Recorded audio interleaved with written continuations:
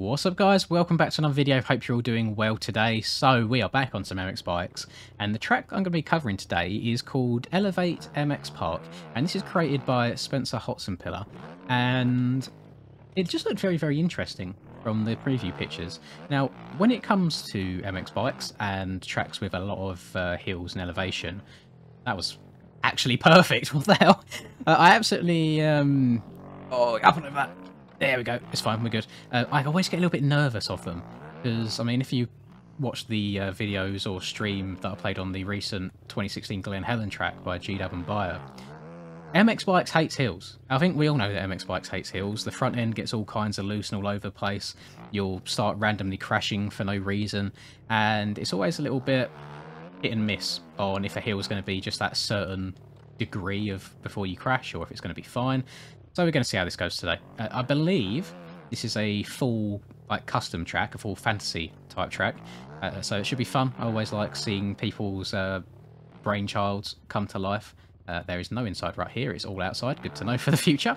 But straight off the bat, one thing that I do think could majorly be improved upon is, oh god, it's just the track decal. So it's not an ugly decal by any means. I'm not offended by it at all. It looks absolutely fine. But it's very difficult to see the difference in terrain, like seeing where the bumps are and seeing where the corners are coming up. I don't know if anything can be done in regards to norm maps or anything on top of them to make things stand out, or if it just needs to have multiple different textures. But straight off the bat, before completing an entire lap, that's the biggest downfall I can see so far. How does this step up feel? Oh, very nice and flowy. Now, should we take bets on if I'm going to downside this perfectly twice in a row? I'm going to say no. Here we go. Oh, boys, I've probably exploded my arms. Oh, okay. No, never mind. This game always surprises me. I thought I was going to absolutely explode off the bike when I landed there, but turned out it was no issue whatsoever. Now, I did have... Oh, please survive. Thank you.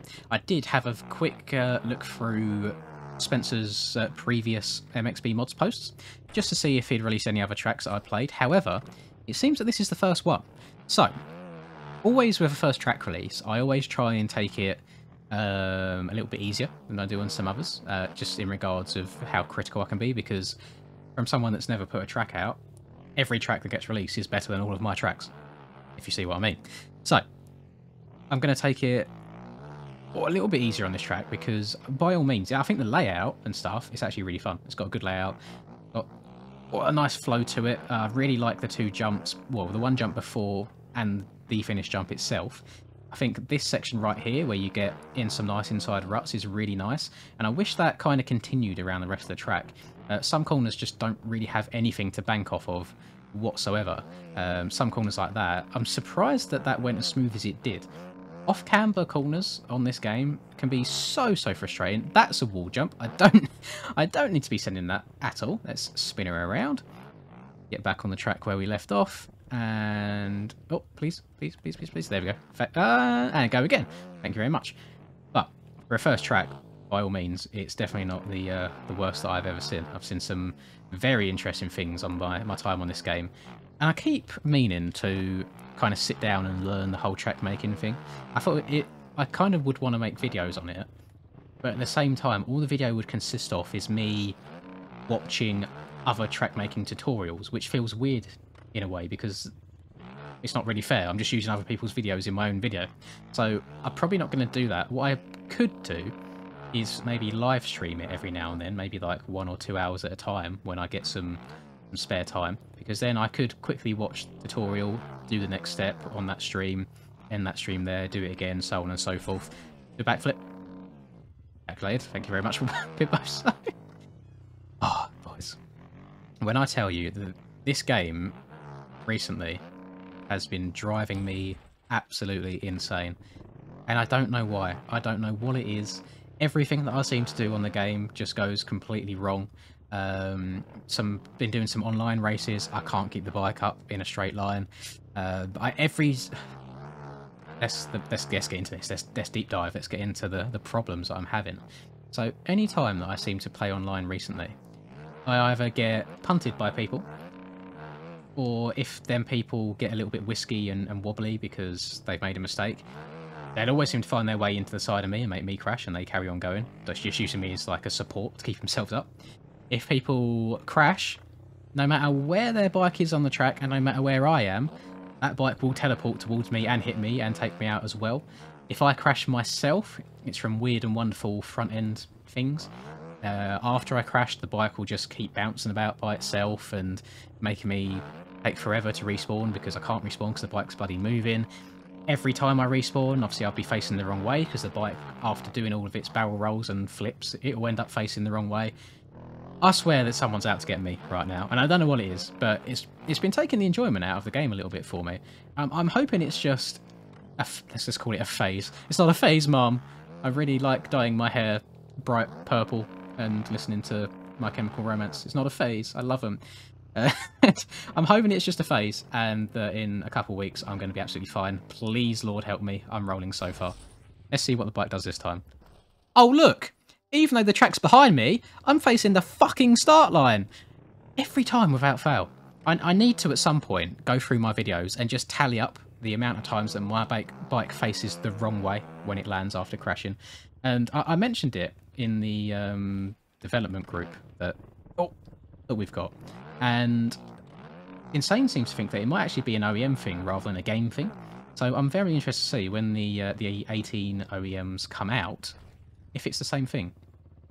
What please, just let me go straight. Or make me crash. Don't make me do bloody 360s on the spot. Yeah, I'm hoping that it is an OEM thing, and that it's not the game itself. And because if that is the case, maybe it'll be suddenly be fixed, and it'll be fine. But my god, if there's one thing that frustrates me the most on this game, it's crashing, but the game not actually letting you crash. And it just kind of tries forcing to keep you upright, but in turn makes you slide across the track sideways for 5 seconds, and then you have to respawn, and it just wastes so much time. I just want to get the crash over with, get respawned, get going again, and get on with my life, you know? It's like we've got bloody reset delays in-game now. Obviously, they're not on by default, but you can turn them on if you want to in series, for example. And it's like, I already get penalised enough just from crashing normally. And then, of course, on top of that, you get cuts if you go outside the track markers when you crash, even if you rejoin in exactly the same place. It's just a really frustrating situation. I think I had a crash on Glen Helen the other day at the bottom of the very first steep hill. Just as you go under that, like it's like a red bridge type thing. I don't know what you call it. It goes over the top of the track. Crashed underneath that. The bike then continued to barrel roll all the way over to like the double, triple section just after the finish line. So of course that took quite a while. Then I was spamming reset, but couldn't because the bike was just kind of bugging out on its side, just keeps bumping itself up in the air. Then when I respawn, it's facing completely the wrong direction anyway, like off into the distance instead of towards where I need to go. Then I finally get back to the track, complete the lap, and it's given me 5 seconds of cuts. It's like I lost about 20-ish seconds, maybe more, just from that one little mistake, just from a front tuck in the corner before it. And I just feel like it's so harsh. You get penalised so badly. And just, I seem to find myself getting into so many people online at the moment, and I feel like I try and do my best to avoid people. Like I'll check up and slow down and maybe take different lines, but it doesn't matter. I seem to get turned into a bumper car at some points. So I'm a bit nervous for Supercross because obviously the tracks are more difficult, the tracks are tighter, so obviously people are going to be really close together. My start technique no longer really works against people since traction changes have happened and people have got better at their starts, so it's not like I can just get the whole shot and disappear off into the lead like I did in the 2022 season. It's going to be stressful. If you want to see me probably lose my shit at some point, look at that. Bike, very last second, spun around, faced me the wrong way again. If you want to see me lose my shit, then tune into the Supercross live streams that are going to be happening starting in January when the season starts, because I guarantee there's going to be a hell of a lot of it. Oh, for God's sake. Look at all the tyre marks off the side of the track here where I keep jumping off. I'm losing my shit, boys. I don't know what to do. I'm so absolutely down horrendous on this game recently. But I don't want to take a break because I'm really enjoying the content side of things. And it seems like in the live streams when I'm having a really awful time and crashing lots, people seem to enjoy it. People enjoy my pain and suffering. I think it's probably relatable in a sense because everyone else goes through the same Same sort of issues, same sort of problems, and it's nice that I'm finally coming down to everybody else's level. I mean, my MMR is now down at about 1,400. It was at 1,900 at the end of the Supercross season, and I've just fallen from grace. I'm no longer at the top. I've fallen off my pedestal. I've lost my crown. Can't pick it up anymore. Maybe Ryder's stolen it. That's why he's called King Ryder. He's stolen my crown. He's got it from now on. I am looking forward to the Supercross season, though. It's going to be very, very stacked. I can't see it going as smoothly as it did last year for me, but it's all part of the fun, isn't it? Competition is the best thing to make people better. I'm just hoping Chicken falls asleep for a couple of EU rounds because he's absolutely nuts at Supercross at the moment. And then I hope everyone else that's moving from 250s to 450s just has a hard time getting used to the bikes. And then maybe I might be in for a chance of winning a couple of races, but we'll see how that goes. I think overall this track, I think the jumps are actually really, really fun. They're nice and floaty. They make sense. This finish line jump here is my favourite one when I get it right and I don't flat land and wad myself. Let's see how this one goes. Up and over. Back brake. Filter down. Lovely jubbly. Some of the corners are a little bit tight and twisty, and it would just be nice having a couple of ruts here and there in some of the corners as well. It's very hard to bank off of everything.